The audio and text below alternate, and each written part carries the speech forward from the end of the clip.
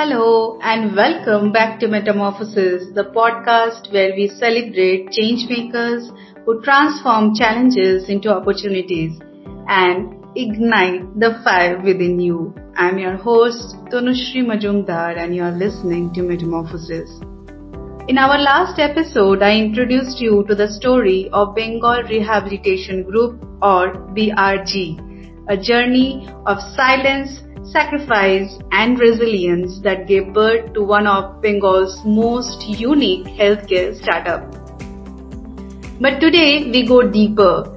We meet the man behind that vision, a man whose life is proof that failures don't define you, but how you raise after them does. He grew up in Pujali, Bajbaj, surrounded by the warmth of an extended family, the rhythm of para culture and the mischief of childhood. Joyful, playful, sometimes a little naughty, but always a leader. From class 1 to graduation, he carried the role of monitor, learning early what it meant to take responsibility. Life, however, tested him hard. He once dreamt of becoming a doctor, but when MBBS didn't work out, he didn't give up. His love for hospitals and critical care found another path into the world of rehabilitation. What started as chance soon became destiny. Today, he stands as the founder and CEO of BRG, one of Bengal's most respected audiologists and speech pathologists, with over 14 years of experience and 12,000 plus patients associated with renowned hospitals of Kolkata like the INK, Two Fortis, Woodlands TMRI, CMRI, Peerless, Narayana and many more. And patents for innovations like the Hearing Up app in both India and the USA. It's my honor and privilege to welcome Suparno Das today to our podcast. Hello and very warm welcome to you, Suparno. Suparno, thank you for being here. So let's begin with your roots. Let us know about the boy in Pujali. What kind of childhood did you have? First of all, many thanks, madam, for giving me such opportunity. Actually, my childhood was very normal, a low middle class family I am belonging from, and my childhood was very naughty childhood, very joyful childhood, and like all other, সেখানে আমার অনেক কিছু তো ছিল না, মানে অনেক খেলার জিনিস বা এইসব, সেই সময়টাও আমরা তো মিলেনিয়াল চাইল্ড, তো সেই সময় সব ছিল না। বাট যেটা ছিল সেটা হচ্ছে যে প্রচুর আশেপাশের পাড়ার ছেলে বা মেয়ের যারা বন্ধু, আমরা একসাথে প্রচুর মাঠে ঘাটে খেলেছি। সেখানে কোথায় খেলছি সেসব বাড়ি জানতো না। অনেক নটিনেস করেছি, কারোর বাগানের ফল চুরি করেছি, তো কারোর পুকুরে নেমেছি, বা এরকম ভেরি ভেরি নটি, যেটা আজকের ছেলে মেয়েরা ভাবতেই পারে না। আমরা বোধহয় শেষ জেনারেশন ওই ধরনের আনন্দ করে ছোটবেলা কাটানো। থ্যাংক ইউ ম্যাডাম, আমাকে এরকম একটা ছোটবেলার প্রশ্ন জিজ্ঞাসা। সত্যি আমাদেরও ওরকমই চাইল্ডহুড ছিল, মিলেনিয়ালসরা এরকমই হয় অ্যাকচুয়ালি, ভেরি ট্রু। তো জাস্ট জানতে চাইছিলাম হোয়াট ইজ লাইক, যখন শুরু করেছিলে আর্লি ডেজ এরকম ছিল, very unusual, but what were the extraordinary dreams that you have, because this is completely different than your peers. যদি মনে হয়, মানে ইন মাই চাইল্ডহুড একটা জিনিস ছিল যে আমি যে কোনো দল, মানে সেটা খেলার হোক বা স্কুলের হোক বা কিছু, সেখানে আমি মানে দলের নেতা বা লিডার কম বেশি তাদেরকে করতাম। সেটা স্কুলেও আমি আমার from the very childhood to college last class আমি মনিটর বা ক্লাস রিপ্রেজেন্টেটিভ ছিলাম। এবং ছোটবেলাতে যে পাড়ারও যে খেলা টেলা হতো, কার দলে কে থাকবে সেই ভাগ করে দেওয়া, বা কোনো প্রবলেম হলে সেই প্রবলেমটাকে কিভাবে সলভ হবে বা কিছু, এই কাজগুলো কম বেশি আমিই করেছি। মানে এখন আমার মনে হয় যে কোথাও একটা আমার কথা লোকে শোনা, বা তাদের মধ্যে থেকে ঠিক আছে চলো এই সলিউশনটা আমার কাছে আছে, এটা আগে থেকেই বলে দেওয়া বা তার একটা সলভ হওয়া, এটা বোধহয় আমার মধ্যে কিছু কিছু ছিল, যেটা এখন আমি ফিল করি। আর যদি বলেন যে খুব রিমার্কেবল একটা ঘটনা যেটাতে আমাকে খুব করেছে, মানে অনেকের কাছে প্রথমে মানে একটা অ্যাপ্রিসিয়েশনের জায়গা তৈরি হয়েছে বা একটা আলাদা ফিল করিয়েছে, এরকম একটা ঘটনা। একটু লম্বা হয়ে যাবে আপনার ইন্টারভিউটা যদি হয়। না না তখন না, আমি প্লিজ আহ, প্লিজ। তখন আমি ক্লাস 4-এ পড়ি, একটা প্রাইমারি স্কুলে পড়ি। আহ, তো সেই সময় কি হতো যে আমরা ওই একসাথে ছেলেমেয়েরা মিলে ফুটবল খেলতাম টিফিনের টাইমে। তো আমার এক কাকুর একটা পুরনো ফুটবল নিয়ে গিয়ে আমি খেলছি। তো এমন সময় একটি ছেলে বলটা মেরেছে, বলটা রাস্তার পাশে মাঠ ছিল, তো রাস্তায় এসছে, আর একটা লরি সেই বলটাকে চাপা দিয়ে দিয়েছে। তো এবার একটা খুব ভয়ের ব্যাপার যে কাকুর বল ফাটিয়ে দিয়েছি, তো বাড়িতে গিয়ে তো খুব বকা বা মারও ভাগ্যে জুটতে পারে, লুকিয়ে বল নিয়ে এসেছি। তো অ্যাজ ইউজুয়াল সেটাই হয়েছে, তো বাড়িতে বকা মার খেয়েছি। কিন্তু তখন আমার মনে হলো যে আমার বল যখন ফাটিয়ে দিয়েছে, তো বল আমার চাই। এখন সেই বলটা ফাটিয়েছিল সেই সময় পূজালিতে সিএসসির পাওয়ার প্ল্যান্টটা তৈরি হচ্ছিল, ওই পাওয়ার প্ল্যান্টের একটা লরি। তো এখন বল চাইবো তো কার কাছে, এ তো আর চেনা পরিচিত লোক নয়। তো আমি তখন ভাবতে শুরু করলাম যে আমি সিএসসির কাছেই বল চাইবো। তো একে তো বল ফাটানোর জন্য তো বকা খাচ্ছি, তার উপর আবার এরকম আজব কথা সিএসসি বল দেবে। তো যাই হোক, আমি খুব ছোট করছি, চেষ্টা করছি গল্পটা, যে কেউ আমার কথা শোনেনি। তখন আমার স্কুলের যিনি প্রিন্সিপাল স্যার ছিলেন, হেডমাস্টার মশাই, তিনি বললেন ঠিক আছে, তুমি সিএসসি থেকে তো চাইবে, তো সিএসসি কে একটা একটা চিঠি লিখতে হবে। তো আমি সিএসসি কে একটা চিঠি লিখলাম, আমি লিখলাম সেই ছোট বয়সে আমার মতন করে। তো তারপরে কি হতো, সেই চিঠিটা নিয়ে আমি সিএসসি তে যেতাম। আমাদের বাড়ি থেকে সিএসসি দৌড়ে গেলে ওই মিনিট 15-র মতো লাগে। তো টিফিন হলে আমি যেতাম, আমার সাথে ওই যে ছেলেটি বল মেরেছিল, ও তো সেই অর্থে পাপবোধ, আমার সাথে যেত। আমরা যেতাম সিএসসির গেট ধরে দাঁড়িয়ে থাকতাম, আবার মিনিট 15-20 পর আবার দৌড়ে চলে আসতাম স্কুলে। তো এরকম রোজ রোজ করতে করতে করতে করতে এরকম দিন 10-15 পরে একটি লোক, মানে এখন তিনি তাকে বুঝি যে তিনি ছিলেন কোন একজনের গাড়ির ড্রাইভার। তো তিনি আমাকে বললেন যে আরে খোকা, তুমি রোজ আসো, দাঁড়িয়ে থাকো, চলে যাও, এখানে কি তোমার কেউ আছে, কারোর সঙ্গে দেখা করতে আসো? তো আমার তো হাতে চাঁদ পাওয়ার মতো, আমি তাকে ওই আমার চিঠিটা দিই যে আমার না এরকম বল ফাটিয়ে দিয়েছে, তো ওই যদি আপনারা একটু আমাকে একটা বল দেন, মানে সরল ভাবে বলা। সে তখন বলে যে আচ্ছা ঠিক আছে, আমি তোমার চিঠিটা দিয়ে যাও, আমি সাহেবকে দেবো। তারপরে এবার আমার কাজ হয়ে যায় যে ওই লোকটিকে খুঁজে বের করা, লোকটির আর দেখা পাওয়া যায় না। এরকম করতে করতে 10-15 দিন পরে আবার লোকটির দেখা পায়। এর মাঝখানে বলি, এই টোটাল প্রসেসটা প্রায় 1-1.5 মাস হয়ে গেছে। আমি রোজ সিএসসি তে যাই আসি, সেটা সবাই জানে, স্কুলের বন্ধুরা আমাকে ভেঙায়, পাড়ার লোক যারা জানে যে তারা বলে যে সিএসসি তোকে বল দেবে, এই দেবে, খুব মজা করে। তো সেই দিন যখন ওই দেখা হলো ওই ভদ্রলোকের সাথে, তিনি আমাকে বললেন যে সাহেবকে আমি বলেছি সিএসসি থেকে মারুতি গাড়ি করে, তখনকার দিনের এই মারুতি গাড়ি মানে একটা বড় ব্যাপার আমাদের মতন পরিবেশে, আমাকে স্কুলে পাঠিয়ে দেয়। সেই দিন যখন আমি স্কুলে এসে পৌঁছাই, আমার আর আমার পাশে ওই ছেলেটি হাবিব ওর নাম। তো তখন আর কি চারপাশে সব লোকের কাছে একটা সম্ভ্রম, একটা বিস্ময় যে এটাও হতে পারে, এটাও হওয়া সম্ভব।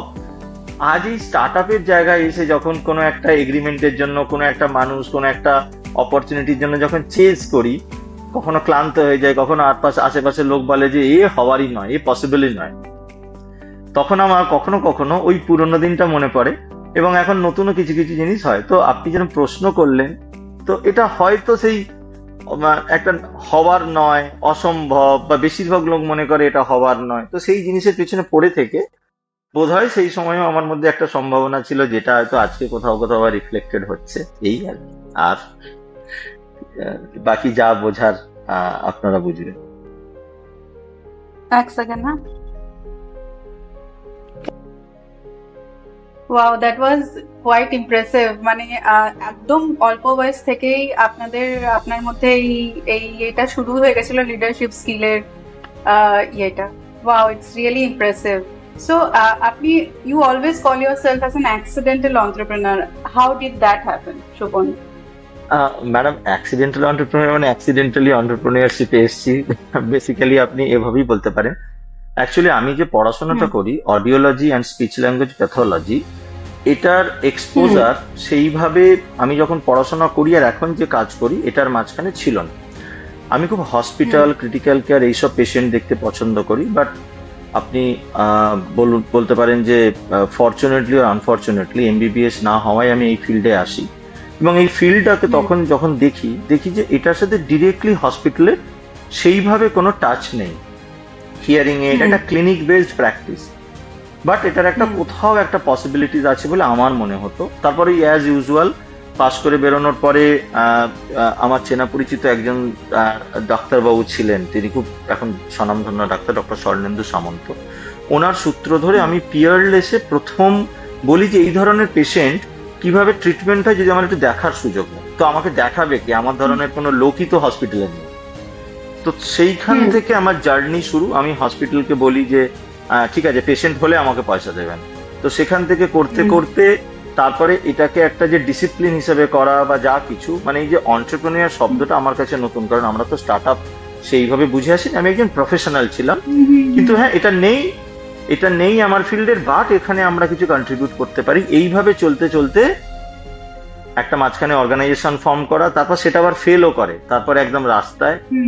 তারপরে যখন অর্গানাইজেশন বুঝে, সাবজেক্ট বুঝে, এই স্টার্ট আপের গ্যাপ বুঝে যখন ফিরে আসা, সেটা হচ্ছে নিজেকে প্রমাণ করার তাগিদে, সেটা এন্টারপ্রেনিউরিয়াল জার্নি শুরু হলো আমার। সেই জন্যই আমি বলি যে আমার অ্যাক্সিডেন্টাল, মানে এই ব্যর্থতা আর এই গ্যাপ গুলো না থাকলে তাহলে আমার এন্টারপ্রেনিউর হওয়ার কোনো ইচ্ছেই থাকতো না। তো সেই জন্যই আমি অ্যাক্সিডেন্টাল এন্টারপ্রেনিউরই বলি নিজেকে। Wow, wonderful. I mean, it's just like life writes better stories than we can even think of. So, খুব ভালো করে বোঝা যাচ্ছে. It's so beautifully crafted. So, Suparna, just to start from the basics, like why the name Bengal Rehabilitation Group? What does it mean to you?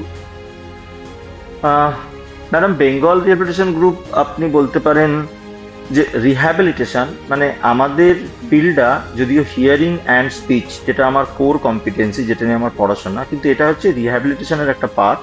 আর রিহ্যাবিলিটেশনটা একটা integrated, মানে এখানে মানে একজন এটা জানে, একজন ওটা জানে, অনেকটা ঠিক সেই মুন্না ভাই MBBS এর মতন, মানে একজন আরেকটা জানে না, তো সেটা একটা অসুবিধা। তো একটা কম্প্রিহেন্সিভ রিহ্যাবিলিটেশনের মতন আমার কিছু একটা করার ইচ্ছা ছিল, যে যেখানে একটা গ্রুপ অফ পিপল বা গ্রুপ অফ প্রফেশনালসদের দরকার। তো সেইখান থেকেই রিহ্যাবিলিটেশন আর গ্রুপ এটাকে আনা, যেতে আগামী দিনে যদি আমি খুব বড় হতে পারি তাহলে এই সমস্ত গ্রুপটাকে একটা প্ল্যাটফর্মে নিয়ে আসা, যেটা আমার বিজনেস মডেলও বটে, নিয়ে আসা। আর বেঙ্গল শব্দটার আপনি বলতে পারেন যে বাংলা ব্যাপারটাকে আমি খুব ভালোবাসি, বা একজন বাঙালি হিসাবে কোথাও নিজের মধ্যে একটা গর্ববোধও আছে।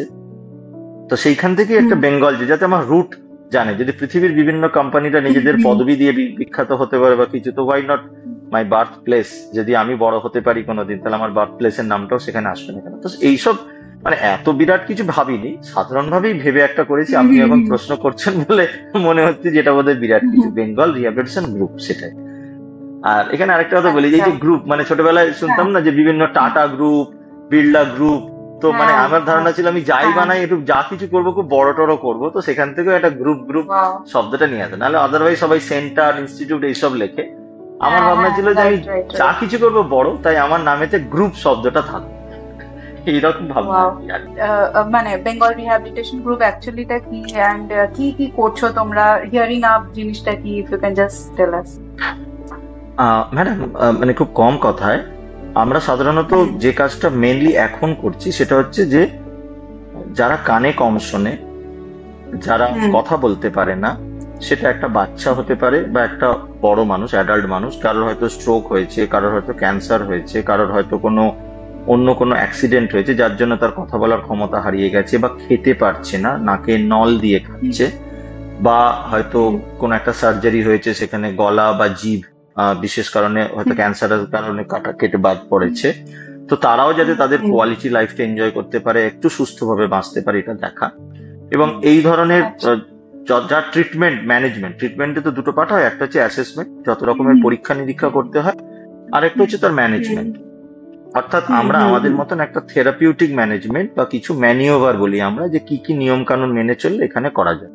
তো এই পার্টটা এখন আমরা করি, যেটা একদম আমরা শুরু করি হসপিটাল থেকে। মানে হসপিটালে একটা পেশেন্ট আইসিইউতে আছে, যেখানে তার হয়তো সে পেশেন্টটি যাতে ভেন্টিলেটেড না হয়ে যায়, বা ভেন্টিলেশন থেকে তাড়াতাড়ি বেরোয়, বা সে খুব তাড়াতাড়ি হসপিটাল থেকেই খেতে খেতে কথা বলতে বলতে বাড়ি যেতে পারে। তো আমরা আমাদের যে ডোমেনটা ওখান থেকে শুরু করেছি, ওই কাজগুলো করি। এবার এখানে যে এটা হলো আমাদের কাজের ধরন, কিন্তু আমাদের সমস্ত কিছুর একটা আইডিওলজি বা একটা থাকে, তো সেখানে আমাদের মূলত যেটা আমরা করছি, অ্যাওয়ারনেস, অ্যাভেলেবিলিটি আর অ্যাফোর্ডেবিলিটি।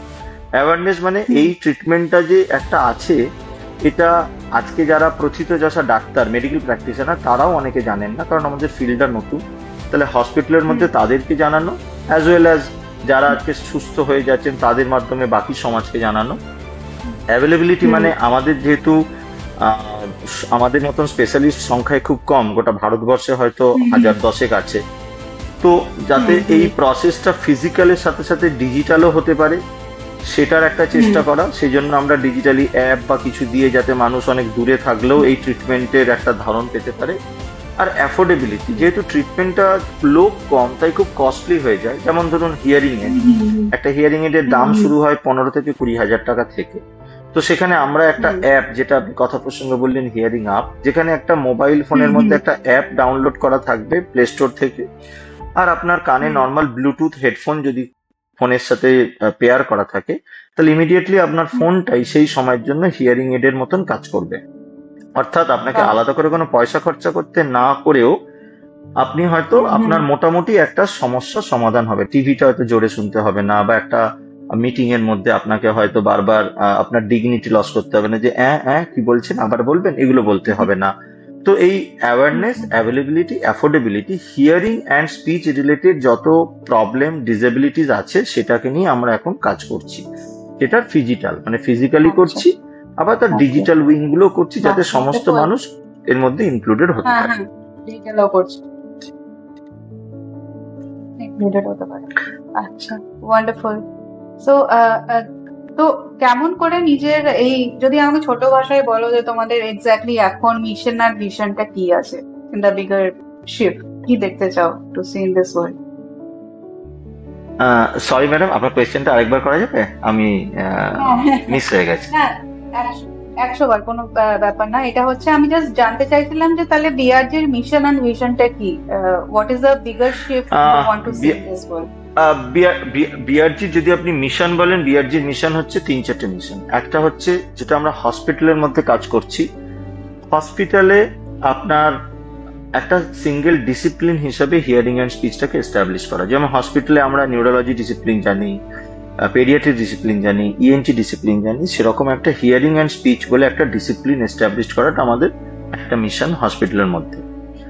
একটা মিশন হচ্ছে যে আমরা আমাদের হিয়ারিং অ্যান্ড স্পিচটাকে একদম মাস পপুলেশনের কাছে অ্যাভেলেবেল আর অ্যাফোর্ডেবল করা, এটা আমাদের আরেকটা মিশন। একটা মিশন হচ্ছে যে আমরা একটা ইকোসিস্টেম এমন তৈরি করব যে যেখানে আমাদের যে প্যারালাল আশপাশের যে অ্যাসোসিয়েটেড যে ফিল্ড গুলো আছে, সেটা মেডিকেল ফিল্ড হতে পারে, সেটা অন্য প্যারামেডিক্যাল ফিল্ড হতে পারে, অন্য অ্যালাইড মেডিকেল ফিল্ড হতে পারে, তাদের সঙ্গে আমাদের সার্ভিসেস গুলোকে ইন্টিগ্রেটেড করে দেওয়া। তো মোটামুটি আপাতত এই 3টে মিশন আমাদের মিশন। আর ভিশনটা আমার যেটা অনেক আগেও ছিল, ছোটবেলায় ছিল, এখনো আছে। মানে ছোটবেলা মানে যবে থেকে আমি প্র্যাকটিস শুরু করেছি, আমি একটা রিহ্যাব সিটি বানানোর চেষ্টা করি। রিহ্যাব সিটি মানে আমি আমার একটা লম্বা সময় এনজিওর সাথেও কানেক্টেড। সেখানে মানে এই যে কেউ একটা অসুস্থ হয়ে পড়লো বা স্ট্রোক হলো, তো স্ট্রোক হয়ে হয়তো তিনি প্রাণে বাঁচলেন, হয়তো একটু কথা বললেন, ঘরের মধ্যে থাকলেন, কিন্তু তার রোজগারটা হারিয়ে গেল, তিনি হয়তো একটা ফ্যামিলির মধ্যে একটা বার্ডেন হয়ে গেলেন। তো ভোকেশনাল রিহ্যাবিলিটেশন বলে একটা জিনিস। বা ধরুন এই ধরনের যারা ছোট বয়স থেকেই প্রতিবন্ধী বলতে আমরা যেটাকে বুঝি, তো তাদের পড়াশোনা কোথায় করবে, তাদেরও যে একটা লাইফ হতে পারে নিজেরা পড়াশোনা করে সেটা করা।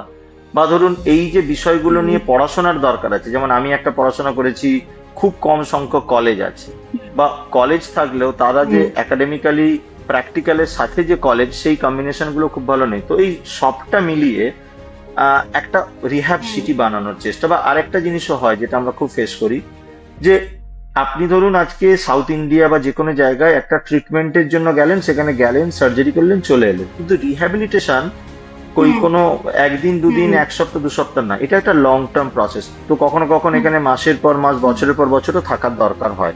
তো এরকম একটা লং স্টে করে একটা রিহ্যাবিলিটেশন প্র্যাকটিস করতে গেলে যে ইনফ্রাস্ট্রাকচার দরকার, সেটা আমাদের কলকাতাতে তো নেই, ভারতবর্ষ সেভাবে নেই। তো এইটারই সবগুলোকে একসাথে একটা কম্প্রিহেন্সিভ করে যেটা দাঁড়ায়, দ্যাট ইজ রিহ্যাব সিটি। তো আমার ভাবনাগুলো পরিষ্কার। এবার সেই পর্যন্ত যেতে গেলে যে ধাপগুলো, সেটা যাচ্ছি। এগুলো যদি মিশনগুলো যদি ঠিকঠাক ভাবে মেনটেন করতে পারি, তাহলে হয়তো আগামী 5-6 বছরে একটা রিহ্যাব সিটি বানানোর চেষ্টা করব। সেটাই মিশন আমার। ভীষণ আমার সেটা। ওয়াও। তো এই মিশনের জন্য টিম এন্ড কালচারটা কি করে ক্রিয়েট করলে? That is something which everybody wants to know. Like এইটা অ্যাকচুয়ালি তো এটা খুব এলিট একটা জিনিস, একটা খুব কম জনের এইটার মধ্যে থাকে স্পেশালাইজ এটা। তো এটার মধ্যে সেরকম টিম কি করে পাওয়া গেল, সেরকম কালচার কি করে বিল্ড করলে? If you can just tell me about that. Madam, এটা খুবই একটা ঠিক কথা যে আপনি একটা কর্পোরেটের অ্যাড দিলেন, পেশেন্ট মানে আপনার এমপ্লয় পেলেন বা কিছু, রিহ্যাবিলিটেশনটা একটু অন্যরকম, কিন্তু এখানেও একই জিনিস। আমার ওই লাস্ট ভেঞ্চারের যে ফেলিওর, সেটাই আমাকে ঘটনাচক্রে আজকে নতুন করে একটা আইডেন্টিটি দিয়েছে। আমাদের এই ফিল্ডটা বা রিহ্যাবিলিটেশন ফিল্ডটা খুবই আনস্ট্রাকচার একটা জায়গা, যেহেতু রেফারেল বেসড প্র্যাকটিস হয়, তো সেখানে কেউই কারোর সাথে একটা খুব লং রিলেশন বা খুব বিশ্বাসের জায়গা তৈরি হয় না। সবাই ভাবে যে ও বোধহয় আমার মার্কেট হোক বা আমার চেনা পরিচিতিটাকে নিয়ে নেবে, তাহলে আমার লস হয়ে যাবে। তো এখানে কয়েকজন মানুষ একসাথে হতে পারে না। এবার লাস্ট যখন আমি ওই ফেল করা মানে তো সবাই বুঝলো যে আমি হারিয়েই গেছি। এবার যখন আমি ফেরত এলাম, তো তখন সবার একটা ধারণা হয়েছে, দুটো ধারণা হয়েছে। এক, যে এ যদি ওরকম একটা গাড্ডা থেকে, মানে আমার প্রায় 2.5 কোটি টাকার মতন ক্যাশ লস ছিল, সেখান থেকে আর কি আমি বাউন্স ব্যাক করি, যেখানে সেই অর্থে আমার পাশে কেউ ছিল না। মানে কিছু কিছু মানুষ তো ছিল যার জন্য বেরিয়ে আসতে পেরেছি, কিন্তু যারা ওই মানে প্রবলেমে পড়ার সময় পাশে ছিলেন তারা কেউ ছিলেন। তো সকলে ধারণা যে ওই জায়গা থেকে যদি উঠে আসতে পারে তো তাহলে এ আরো কিছু করতে পারে। তাহলে এটা হলো তাদের কাছে ওই আবার পুরনো একটা লিডারের ধারণা যে এর সঙ্গে যুক্ত হওয়া যায়। আর দ্বিতীয় আরেকটা হয় যে ওই সময় ওই প্রবলেমে পড়ার পরেও আমি পালিয়ে না গিয়ে যার যা পাওনা ছোট ছোট ছোট ছোট করে আমি দিতে শুরু করি। আমি প্রায় আজকে এখনো দিয়ে চলেছি, 2016 থেকে ধরুন দিচ্ছি, তো 8-9 বছর ধরে। তাহলে আরেকটা জিনিস অনেকের মধ্যে ধারণা হয় যে এ কারো টাকা পয়সা চিট করবে না। তো এই যে দুটো ধারণা যে একে দিয়ে কিছু হতে পারে আর এ আমাদেরকে চিট করবে না, আগে চিট করেনি মানে এখনো করবে না, এই দুটো ধারণা অনেক মানুষকে আমার সাথে একটু জুড়তে হেল্প করে। এবং আমার যে বিজনেস মডেলটা আমি বানাই, সেখানে এই আইডেন্টিটিটা, মানে ধরে নেওয়া যাক আমি কোনো একজন ডাক্তারকে চিনি বা কোনো একটা হসপিটাল ম্যানেজমেন্টকে চিনি, তো আমি যাকে সেই হসপিটালে রাখছি সেই ডাক্তারের সাথেও তার পরিচিতি যাতে হয়, সেই যাতে চালায়, সেই ম্যানেজমেন্টের সাথেও যাতে তার পরিচিতি হয়, সেই যাতে সেটাকে কোঅর্ডিনেট করতে পারে। তাহলে কি হবে, আমার কাজ যদি সে একটু করে দেয় তাহলে আমি নতুন কাজ করতে পারবো। আমি আবার এটাতে বিশ্বাসী। তো তাতে কি হয়েছে, তারা নিজেরা ইন্টিগ্রেটেড হয়ে যাচ্ছে যে না ঠিক আছে, তাহলে আমরা তো আমাদের আইডেন্টিটিও পাচ্ছি, আমাদের ডিগনিটিও পাচ্ছি। আর আমার বিজনেস মডেলে রোজগারের জায়গাটাকেও আমি এমনই করেছি, এটা একটা কোঅপারেটিভ মডেলের মতন করেছি যে তুমি তোমার এক্সপার্টিস দাও, যা রোজগার আসবে তার পার্ট নিয়ে চলে যাও। এখানে এরকম নয় যে তুমি আজকে 50,000 টাকায় জয়েন করেছো মানে প্রতি বছরই 5% বাড়বে। তুমি যদি ভালো কাজ করো তোমার মাইনে 20-30-50,000 টাকা বাড়তে পারে। তো আজ অনেকেই আছে আমাদের অর্গানাইজেশনে কাজ করে যারা যে রোজগারটা করে সেটা এই কম সময়ে মানে এত একটা স্ট্রাকচারালি রোজগার করা তো সম্ভব না। তো সব মিলেমিশে একটা পারসেপশন তৈরি হয়েছে যে বিআরজি বা বিআরজির, এখন যেহেতু আমি সিইও, যে আমি যা ভাবছি বোধহয় কিছু একটা হতে পারে, তো সেই জন্য ইন্টিগ্রেটেড হয়ে গেছে। এবার এই ইন্টিগ্রেশনটাই একটা কালচারের জন্ম দিয়েছে, যেটা আর কি নতুন যে জন আসে সেও এই কালচার অভ্যাস হয়েছে, যেটা খুব ন্যাচারাল। আমি সাধারণত নতুন যে আসে তার কাছে 2-3টে প্রশ্ন করি। একটা হচ্ছে যে 5 বছর পর তুমি নিজেকে কোথায় দেখতে চাও। বেশিরভাগ ক্ষেত্রেই দেখি লোকেরা 5 বছর পর কোথায় থাকে সেটা ভেবে উঠতেই পারে না। তো সেটা একটা জিনিস। দ্বিতীয়, সে যেই আমাকে প্রশ্ন জিজ্ঞেস করে যে মাইনে, তখন আমি জিজ্ঞেস করি তোমার কত এক্সপেকটেশন। সে হয়তো বললো আমার এক্সপেকটেশন 50,000। তো আমি তখন বলি যে কেন তোমার এক্সপেকটেশন 60,000 টাকা নয় আর কেন 40,000 টাকা নয়, এবার বোঝাও। তো মানে আমি অনেক বেশি তাকে দিয়েই তার প্রশ্ন জাস্টিফিকেশনে করি। তো এই ধরনেরই একটা ওপেন কালচার রাখার চেষ্টা করেছি, যেখানে কোনো হার্ড অ্যান্ড ফাস্ট রুল বানিয়ে দেওয়া হয়নি অর্গানাইজেশনে, কারণ একবার রুল হয়ে গেলে নতুন চিন্তা ভাবনাই ইন্টিগ্রেটেড হবে না। তো এইভাবেই একটা ওপেন ভাবনার মধ্যে দিয়ে আগাচ্ছে।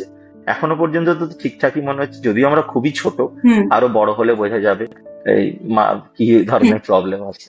I mean this is very rare, মানে most of the leaders যারা ওনারা কথা বলেন about ownership, but এই first very few people যারা কথা বলে regarding a family or it's not just about a company. এটা শুনে খুবই ভালো লাগলো। I mean it's really very different approach and it stands apart. So Suparna, আমাকে যদি এবার বলো তুমি যে journey when you started and journey যেটা এখন তুমি আছো, how did it change you as a person? Madam, ছোটবেলাতে তো একটা গ্রামের ছেলে ছিলাম, সেই অর্থে কোনো ভাবনা চিন্তা ছিল না, লোয়ার মিডল ক্লাস ফ্যামিলিরই ছিলাম। কিন্তু ছোটবেলাতে যেটা আমার মা বাবার থেকে আমি দুটো জিনিস পেয়েছি। মার থেকে পেয়েছি যে যা তোমার কাছে আছে সেই দিয়েই চালাতে হবে। আমার মা বাবা, এখন বুঝতে পারি যে আমার মা বাবা খুব মানে আমাদের মানুষটা ঠিকঠাক করেছেন, যে অন্য কোনো দিকে তাকিও না, তোমার যা আছে সেটা দিয়ে চালো। আর বাবার থেকে আমি একটা জিনিস পেয়েছি, দ্যাট ইজ মেরুদণ্ড। মানে এখন আমাকে কেউ জিজ্ঞেস করলে বলি, মানে কোনো উত্তরাধিকার সূত্রে আমি টাকা পয়সা কিছু পাইনি, কিন্তু একটা চরিত্র বা একটা মেরুদণ্ড পেয়েছি, যেটা আর কি টাফ টাইমেও ভেঙে না পড়ে লড়ে যাওয়া। বাবাকে লড়তে দেখেছি। আর মার কাছে পেয়েছি যে যা তোমার কাছে আছে তাই দিয়ে চালাতে হবে, যদি তোমার এক্সট্রা কিছু চাই মনে হয় তাহলে নিজেকে তৈরি করো। অমুকজন দেবে, তমুকজন দেবে, ওখান থেকে পাবো, সেগুলো নেই। তো এখান থেকে শুরু হওয়ার পরে একটা মানসিকতা থেকে পড়াশোনা শেষ করে একটা ভেঞ্চার শুরু করা 2014 সালে। তারপর সেটা যখন ফেল করে, আমি সব দিক থেকেই খুব ব্লকড হয়ে যাই। তার কারণ আমি তো ব্যবসায়ী পরিবারের ছেলে ছিলাম না। তো যখন লোকে আমার থেকে টাকা পায়, যখন সবাই মিলে একসাথে এসে টাকা দাও, বা সবাই তখন উপদেশ দিতে শুরু করে, নর্মালি একটা বাঙালি পরিবারে যেমন হয়, যে আমি জানতাম এসব ফেল করবে, তখন বলেছিলাম। বা ওই যেটা হয় আর কি, যে ঠিক আছে বাড়ি জমি জায়গা বিক্রি করে দেনা পাওনা দিয়ে গঙ্গায় চান করে এসে ওই যা করছো একটা চাকরি বাকরি করে সংসার চালাও। কারণ সেই সময় আমার ছোট ছোট দুটো মেয়ে, আমার একটা ফ্যামিলি আছে। তো আমি চিন্তা ভাবনা সব ব্লকড হয়ে যায়। তো সেই সময় একটু একটু করে মানে আমি সম্পূর্ণভাবে আইসোলেটেড হয়ে যাই। মানে নিজের ইমোশন বা সবকিছু কারোর সাথে শেয়ার করার কিছু ছিল না। এবার এই যে ফেজটা পার হতে হতে আমি আজকে খুব একা। আর কে আমাকে নিয়ে কি ভাবলো তাতে আমার কিছু যায় আসে না। নিজে ওই ফেজটা থেকে বেরিয়ে আসার পর আমার মধ্যে 2-3টে পরিবর্তন হয়েছে। এক, আমি খুব নিজের মানে আমি যেটা করতে চাই সেটাকে এবার এক্সপেরিমেন্ট বা ওই ধরনের স্ট্র্যাটেজিক্যালি করি। কে কি বললো আমার কিছু যায় আসে না, সবার কথা শুনি কিন্তু বাট ডিসিশনটা আমি নিই, যে যদি খারাপ হয় আমি অন্তত নিজেকে দায়ী করতে পারবো। আগের বারের মতন ওর জন্য হয়েছে তার জন্য হয়েছে ভাবতে হবে না। তো নিজের ডিসিশন ভালো খারাপ আমি ফাইনাল ডিসিশন আমি নেবো।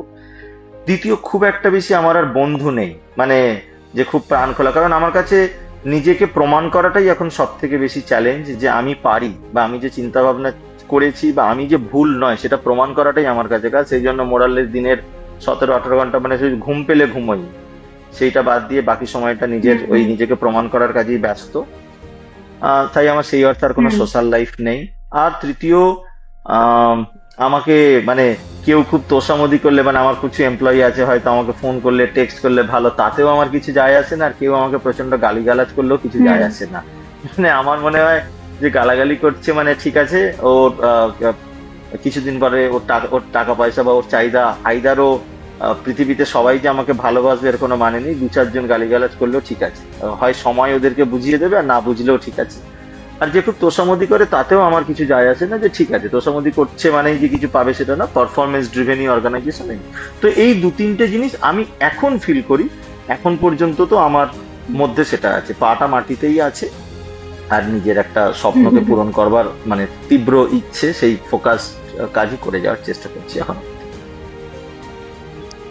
ওয়ান্ডারফুল। আই থিঙ্ক এটা সবার মধ্যেই থাকা উচিত, কারণ কি এত বেশি নয়েজ আমাদের চারিপাশে আছে, যেখানে আমাদের ফোকাসটা খুব তাড়াতাড়ি শিফট হয়ে যাওয়ার ইজিলি শিফট হয়ে যেতে পারে। কিন্তু এটাকে আটকে রাখা, একটা জায়গায় ফোকাস রেখে এগিয়ে চলা, this is something which is I think very important. তো 5 years from now বিআরটি কে কোথায় দেখছো তুমি?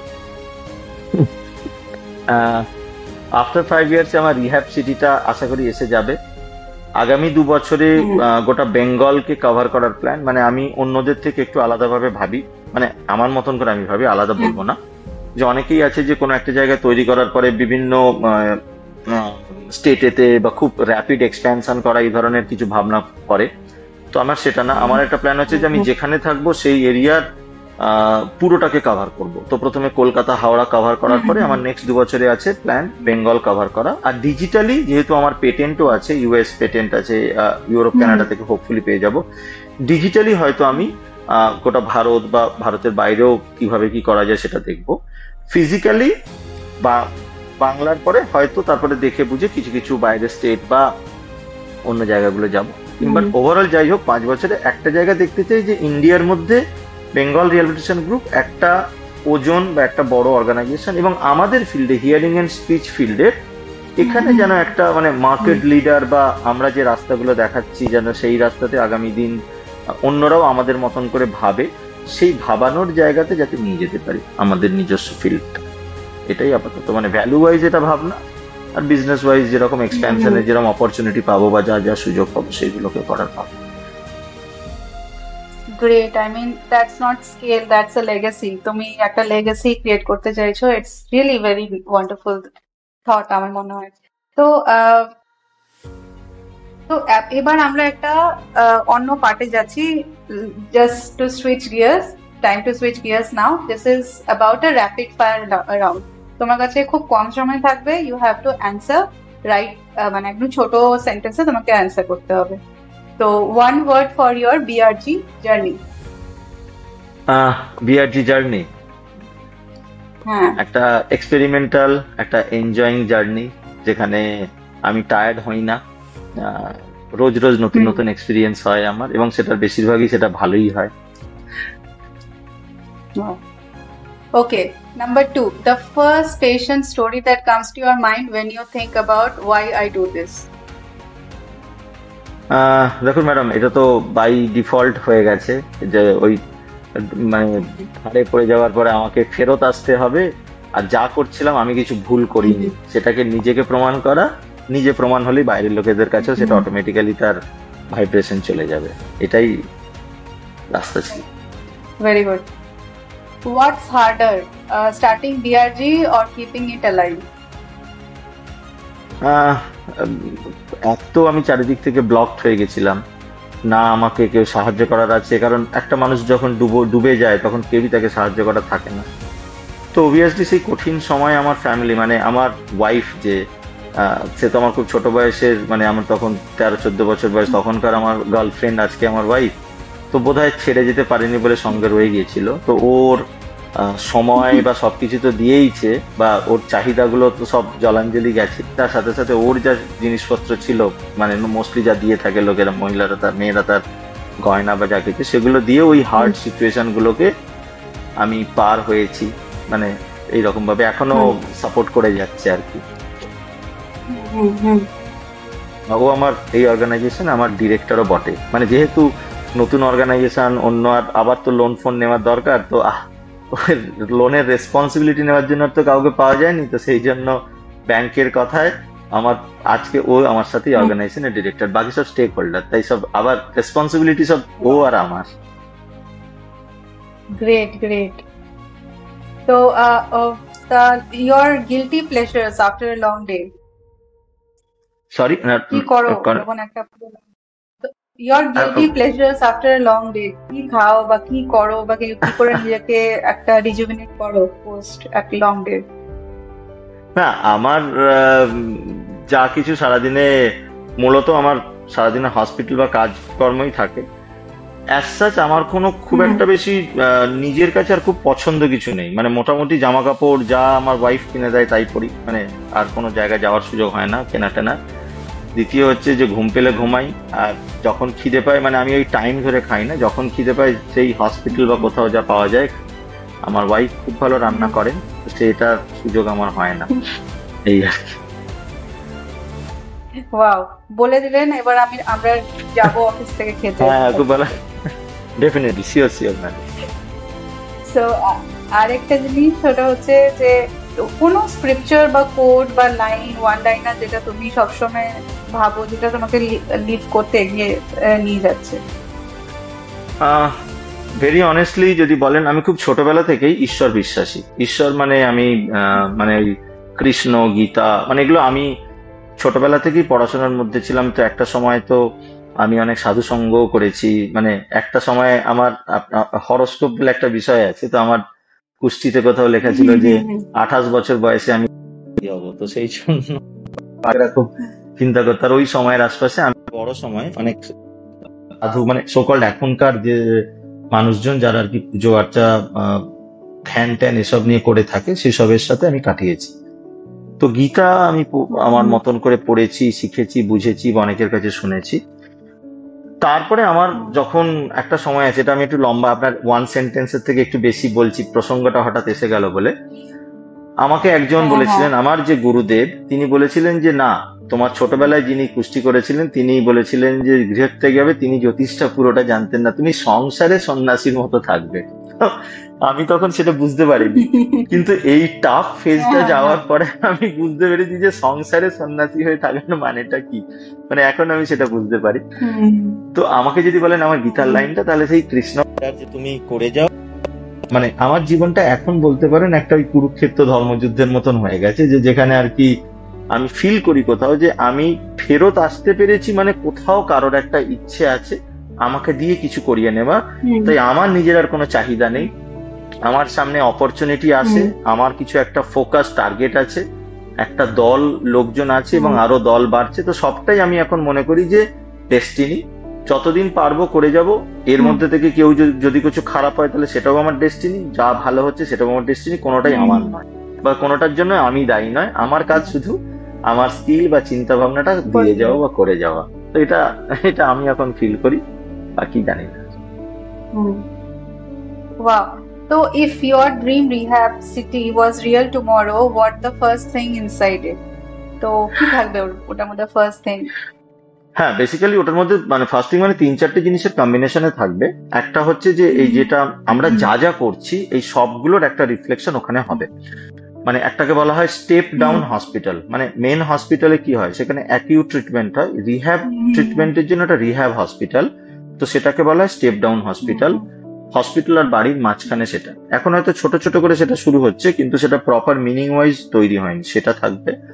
সেটার পাশে যেটা থাকবে সেটা হচ্ছে কিছু লোক থাকার, তো সেটা আজকে প্রচুর বয়স্ক মানুষ হয়ে যাচ্ছে যেরকম, তো তারা তো ডিফারেন্ট ফ্ল্যাটে থাকে, তো সেখানে না থেকে ওর মধ্যেই ওই ধরনের বাড়ি থাকবে বা ফ্ল্যাট থাকবে। সেটা ওল্ড এজ হোমও হবে না, আবার ফ্ল্যাটও থাকবে না, মাঝামাঝি একটা, যেখানে মানুষ, বয়স্ক মানুষরা নিশ্চিন্তে ফ্ল্যাট ওনার হিসেবেও থাকতে পারবে, অথবা ট্রিটমেন্টের জন্য লং টাইম বা শর্ট টার্মে তারা ভাড়া নিয়েও থাকতে পারবে। তার পাশে থাকবে একটা এডুকেশনাল অ্যান্ড রিসার্চ ইনস্টিটিউট। আমাদের ফিল্ডে বা রিহ্যাবিলিটেশনে সেইভাবে রিসার্চ হয় না, বা রিসার্চ হলেও ইন্ডাস্ট্রি স্ট্যান্ডার্ড রিসার্চ হয় না। মানে অন পেপার হয়তো অনেক রিসার্চ হয়, সেই রিসার্চের কোনো ভ্যালু নেই। মানে খুব প্রোডাক্ট তৈরি হবে, যে প্রোডাক্টটা একটা মানুষের রিহ্যাবিলিটেশনকে ফেসিলিটেট করবে, এই ধরনের, যেমন আমাদের হিয়ারিং আপ, সেটা হতে পারে হিয়ারিং এডকে হয়তো বেশ কিছুটা একটা সাপোর্ট দেবে, এই ধরনের প্রোডাক্ট তৈরি। একটা হচ্ছে এডুকেশন, মানে যেখানে আর কি পড়াশোনা বা এবং পৃথিবীর মানে বিভিন্ন অর্গানাইজেশনের সাথে কানেক্টেড থেকে একসাথে কাজ করা। একটা দিকে থাকবে vocational rehabilitation and selling unit, মানে যারা আজকে রিহ্যাবিলিটেট হলো, সেটা একটা বাচ্চা হোক বা একটা বড় হোক, তারাই কিছু জিনিসপত্র বানাবে। সেটা একটা ধূপকাঠি হতে পারে, একটা কোনো কনসালটেন্সি বিজনেস হতে পারে, সেটা একটা মুড়ি তৈরি হতে পারে, যেগুলো ছোট ছোট ভাবে হয়, এগুলোই লার্জ স্কেলে তৈরি করে সেটাকে বিক্রি করা। তো এই পুরো একটা কর্মযোগ একটা শহরের মধ্যে, এইটার ছোট ছোট স্কেলে আমি আমার এনজিও যেটা আছে, সেটা বেহালাতে আছে, সেখানে একটা করেছি। মানে সবগুলোই আমি কম বেশি আইসোলেটেডলি এক্সপেরিমেন্ট করছি, এবার সেই এক্সপেরিমেন্টেশনটা আমি একটা জায়গার মধ্যে নিয়ে আসি। বাহ, very nice. Best advice your wife ever gave you? Best advice পার্সোনালটা তো বলা যাবে না, যেটা পাবলিক বলা যায় সেটা বলছি। সেটা হচ্ছে যে আর ধার করো না, মানে আর লোন নিও না। যখনই কোনো ব্যাংকের লোনেও সই করে তখনই বলে আবার লোন, আর লোন নিও না। True. So, if BRG was a person, what would he be like? Sorry, আমি শুনতে পেলাম না, আরেকবার বলবেন please. BRG Bengal rehabilitation group যদি একটা মানুষ হতো, তাহলে উনি ওটা কি হতো actually? What it would be like? আচ্ছা, এখানে আমি একটু মজা করে বলছি। না, বিআরজি কে আমি অন্যভাবেই দেখি। এখন তো আমরা স্টার্ট আপ বা নতুন নতুন আমরা একটা ইনভেস্টমেন্টও নিয়েছি, তো আমি এইভাবেই দেখি যে আমার 2 মেয়ে, তার সাথে বিআরজি আমার আরেকটি মেয়ে, আর রিসেন্টলি সেই মেয়ের বিয়ে হয়ে গেছে। সেই মেয়ের বিয়ে হয়ে গেছে, মানে এখন তো শ্বশুরবাড়ি ইনভেস্টাররা এসে গেছে, এখন আর কি মেয়ে যদি রোজগার ভালো দিতে পারে তাহলে ইনভেস্টার বাড়ির লোকেরা চুপ করে থাকে, আর মেয়ের যদি রোজগার কমে যায়, মানে বিয়ের যদি লসে চলে, তাহলে ইনভেস্টাররা আমাকে এসে এটা ওটা কথা শোনাবে, মানে মেয়ের নামে আমাকে শুনতে হবে। মানে ওভারঅল আজ আমার কাছে বিআরজি মেয়ে, আর বিআরজি মেয়ের সবে সবে বিয়ে হয়েছে আমার মেয়ের, আর ঠিক আছে। So finally, finish this statement like metamorphosis to me means. Metamorphosis, দেখুন যা বললাম, আমার মনে হয় যে আমার কাছে মেটামরফোসিস বা আমার ক্ষেত্রে হয়েছে যে এই যে থ্রু আউট দ্য জার্নি, ছোটবেলায় একরকম ছিলাম, তারপরে একরকম ভেবে একটা জিনিস শুরু করে সেখান থেকে হঠাৎ করে একটা সমস্যায় পড়া, এবং তারপর থেকে বেরিয়ে এসে আমার যে এখনকার যে জার্নি, আমার ছোটবেলা বা মাঝখানের মানুষের থেকে আমি অনেক বদলে গেছি। এখন আমি অনেক বেশি ম্যাচিওর্ড, ইমোশনালি ড্রিভেন নয়, এটা আমার জন্য হয়েছে। অর্গানাইজেশনের জায়গাতে যদি বলেন মেটামরফোসিস, তো ডেফিনেটলি আগে যেরকম খুব তাড়াতাড়ি বড় হওয়া, স্কেল আপ করা, মানে অর্গানাইজেশনকে বড় করব, লোকে যাতে বড় বলে সেইটা ভাববো, সেখান থেকে বেরিয়ে আজ একটা সলিড অর্গানাইজেশন, যাতে কেউ সাহায্য না করলেও অর্গানাইজেশন যাতে ডুবে না যায়, সবসময় যাতে প্রফিটেবল থাকে, এটা অর্গানাইজেশনের একটা মেটামরফোসিস বলতে পারেন।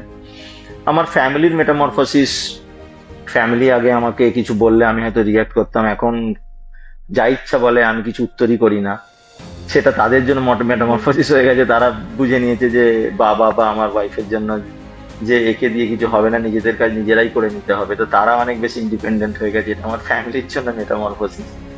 আর আমার যারা এমপ্লয়ি আছে, এদের যে মেটামরফোসিস, এরা হচ্ছে যে এরা একটা, এদের সামনে একটা কেরিয়ার গ্রোথ এসছে, যেটা আমাদের ফিল্ডে ছিল না। সবাই 2 বছর 5 বছর পরে নিজেরা অর্গানাইজেশন করতো এবং একে অপরের সাথে ঝগড়াঝাটি করতো, মানে আমাদের ফিল্ডটাই এরকম হয়ে আছে, কম্পিটিশন করতো। আমি এই কম্পিটিটরদেরকে একটা কোলাবোরেশনের জায়গায় নিয়ে আসায়, তো সবাই এখন পর্যন্ত তো হাতে হাত মিলে সবার সামনে একটা কেরিয়ার গ্রোথ হয়েছে, তাই তারাও নিজেদের মতন করে অর্গানাইজেশনটাকে ভেবে বড় করার চেষ্টা করছে। তো এটা আবার তাদের ক্ষেত্রে বা আমাদের ফিল্ডের ক্ষেত্রে একটা মেটামরফোসিস বলে এখন আমার মনে হয়। বাকি এবার সময় পরিবে। Wow. Thank you so much, Suparno. Thank you for opening up your heart with us. For a playful boy in Pujali to a man carrying patents and purpose, from scars of failure to the strength of faith, your journey is proof that silence can indeed be transformed into strength. For everyone listening out there, if there is someone in your life who had quietly lit your fire, tell them, because we rise higher when we rise together. You are and you have been listening to Metamorphosis. I'm Tanushri, and this is the podcast where we celebrate change makers who transform challenges into opportunities and ignite the fire within you. If the story moved you, please don't forget to like, share, and subscribe. Your support helps us bring more inspiring journeys to life. Until next time, this is Tanushri signing off from Metamorphosis. Stay grounded, stay bold, and as always, ignite the fire within you. Bye-bye.